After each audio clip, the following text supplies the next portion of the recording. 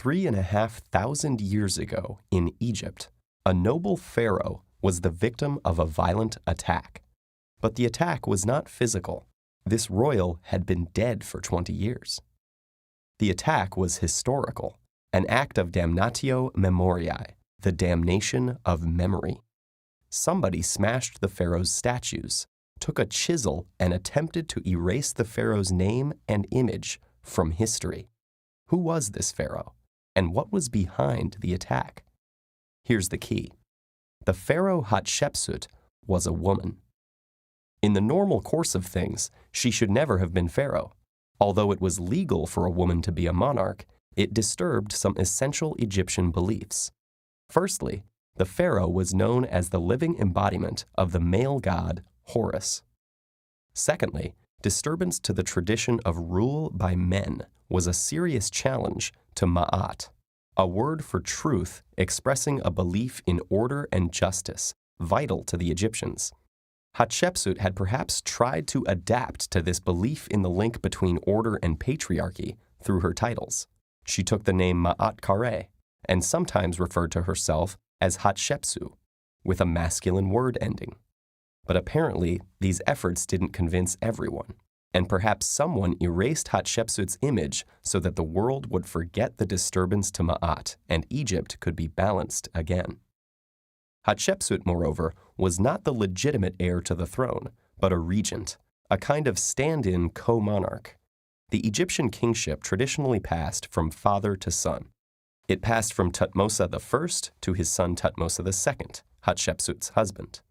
It should have passed from Thutmose II directly to his son Thutmose III, but Thutmose III was a little boy when his father died.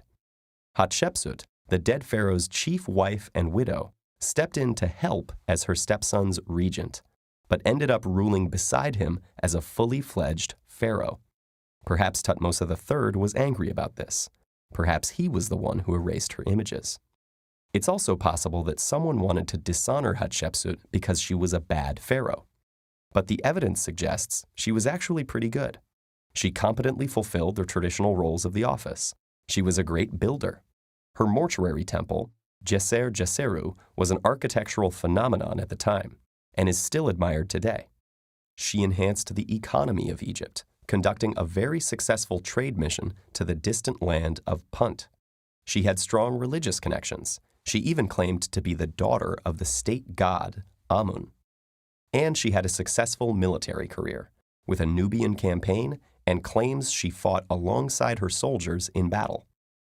Of course, we have to be careful when we assess the success of Hatshepsut's career, since most of the evidence was written by Hatshepsut herself. She tells her own story in pictures and writing on the walls of her mortuary temple and the red chapel she built for Amun. So who committed the crimes against Hatshepsut's memory?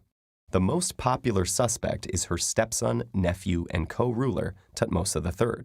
Did he do it out of anger because she stole his throne? This is unlikely, since the damage wasn't done until 20 years after Hatshepsut died.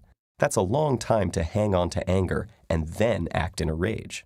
Maybe Thutmose III did it to make his own reign look stronger, but it is most likely that he or someone else erased the images so that people would forget that a woman ever sat on Egypt's throne.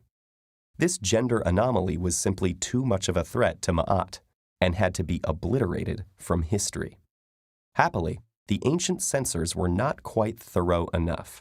Enough evidence survived for us to piece together what happened, so the story of this unique, powerful woman can now be told.